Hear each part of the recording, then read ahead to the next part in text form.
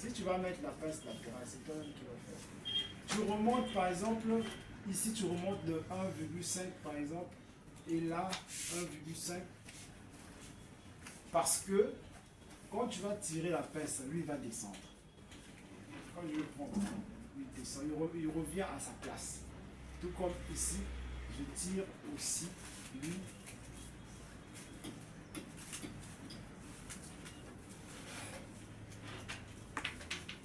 Ça là, je suis ici. Je vais tirer là. Il va descendre. Je le remonte un peu. Ok. C'est pour tuer les valeurs là et revenir à sa place. S'il n'y a pas de pince latérale, vous faites comme on a fait. En général, parfois on coupe pas pour connaître le déplacement. On coupe ici, on écarte. On va faire ça quand en couture avancée, quand on va arriver vers les cérémonies là. C'est là où on va faire comprendre que ces choses-là, il faut mettre un truc par terre. Couper ça, écarter jusqu'à la valeur et voir la forme qui va sortir. C'est pas maintenant là, vous êtes encore des bébés, ça va être un peu trop pour vous.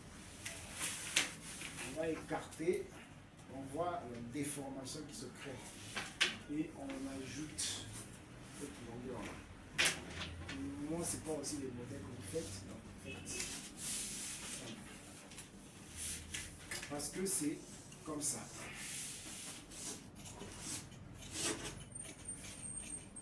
Donc,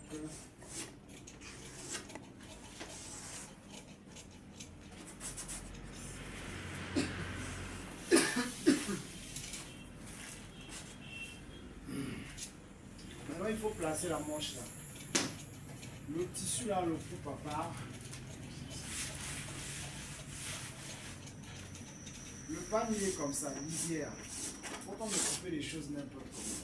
Parce que l'élasticité du tissu compte sur la coupe.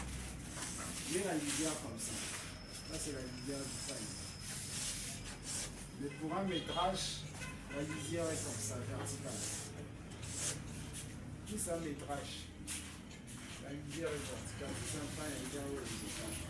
La pièce qu'on va ajouter ici, ça se coupe en tenant compte du positionnement. On ne coupe pas ça couché comme ça. Je vais démontrer la forme de ça.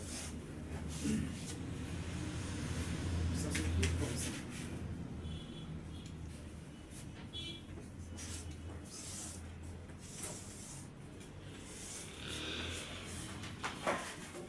Il nous dit. Il va bouillir, voilà, moi changer. Je comprends les gens. Pourquoi moi changer? Donc, il faut que nous allions comprendre. Manche rosée. Moi changer. On coupe ça comme ça. Ça, c'est la partie du pas pour les ici. On va aller comme ça. Vous voyez, le milieu, c'est ça.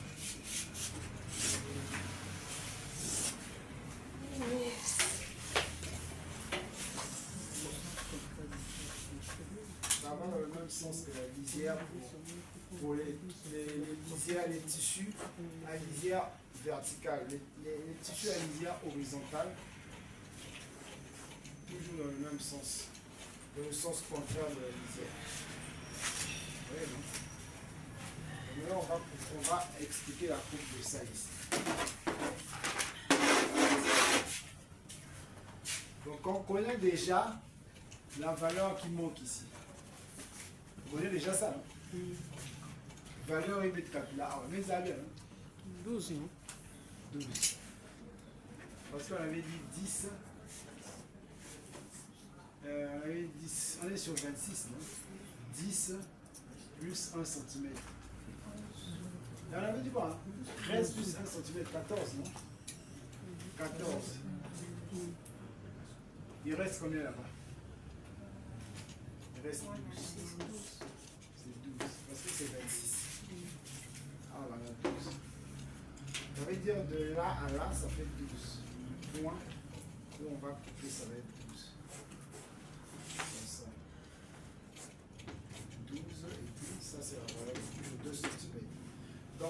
là on sera à 14.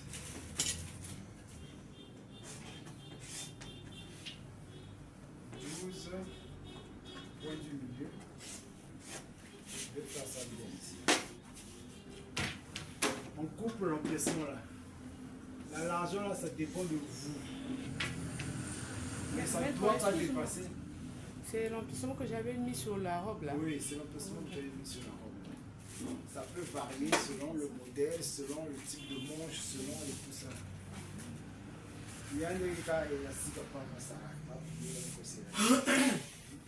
On peut faire un ruban, tout ce qu'on veut. On peut faire un ruban.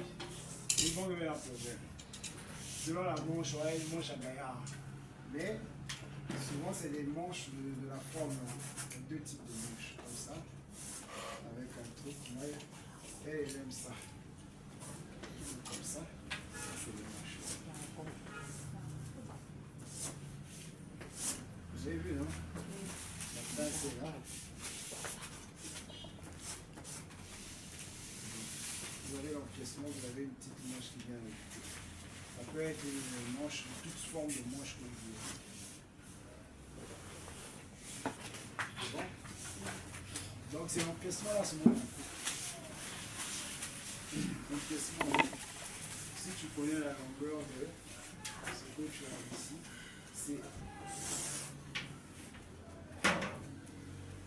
donc le milieu.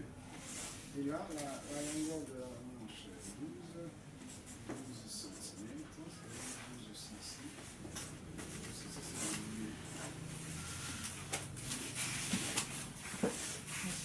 C'est un arc. C'est pas tout droit net, faire la couture, c'est vraiment la boquette tout droit collé, hein? Et comment il y a du carré net, la façon dont. C'est pas tout droit. Il y a des couturiers qui font seulement ça une bonne droite, hein? Comme ça, c'est bon. Il y a des collés à voir. Il y a des baillés, il y a des formes bizarres, quoi, donc. Et puis même les manchures aussi qui veulent bien positionner. Il y a des voilà, parfois, je ne sais pas si c'est carré ou c'est plat. Mais il faut former le positionnement. Voilà, je vais vous expliquer d'abord ici.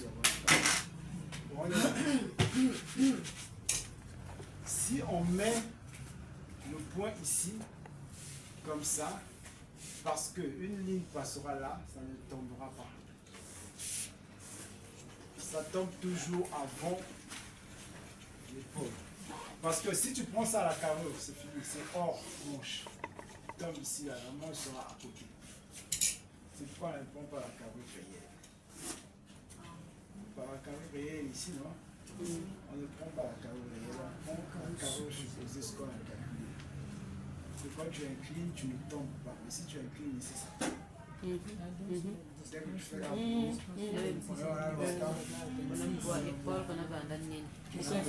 quelque chose que tu vas faire, on a réduit, beaucoup, vous pouvez déformer, ah ouais, mais c'est fort. Donc on le prend là pour que quand je m'incline, je suis toujours sur l'épaule. Et quand je fais le truc, je suis là, je peux maintenant placer la manche. Et puis elle va ici. Donc à chaque fois quand je vais coller, ça sera toujours sur l'épaule. L'inclinaison, ça sortira par rapport à l'inclinaison que tu vas donner ici. Donc, selon la largeur que je vais avoir, mais généralement, ça ne doit pas dépasser 7. Hein. 7, bon, ça dépend. Ça dépend de la manche. Sinon, 10 qui est trop. Mais on réduit toujours. Moi, je parle d'ici, hein, pas là.